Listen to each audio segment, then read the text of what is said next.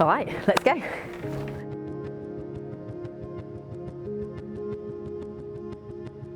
Can sexism and misogyny explain why mental health conditions are more common among girls compared with boys?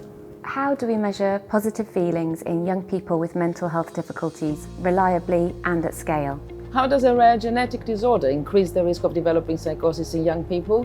What are the factors that make preventative mental health therapies more or less effective? The Emerging Leaders Prize makes it possible to start answering these questions with the hope of transforming the mental health of the next generation.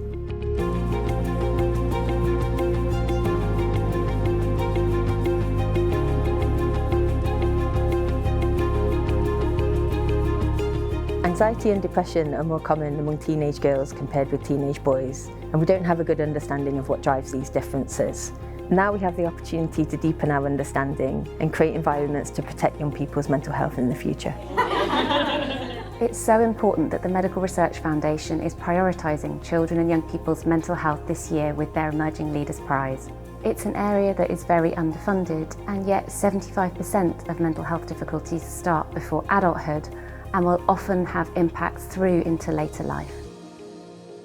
This is a really complex health area with lots of different aspects to it, from The societal pressures and gender inequalities, And the underlying neurodevelopmental causes. To lesser known symptoms like anhedonia. and how all of these can be prevented.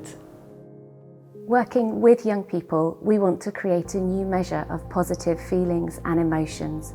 This will lay the foundations for new treatment innovation. Feeling joy and positive emotions is something that all young people deserve.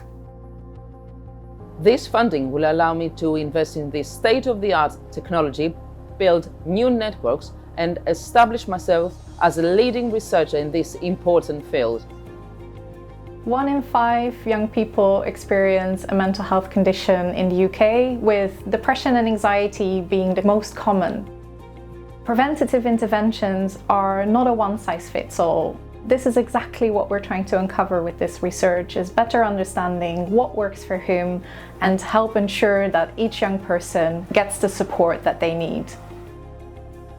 One day I might be in the hospital doing brain scans, next day I might be in the lab growing brain cells, and the next day I might be in the clinic meeting young people and their families. Yeah, it's a lot, but it's worth it, and I really, really love it. A central thread throughout all of our work is the involvement of young people. Young people will shape the research decisions we make and really ensure that the treatments are meaningful and useful for the young people that they're designed for. Receiving this prize is a real privilege because prevention is often overlooked in youth mental health research and mechanisms are not well understood.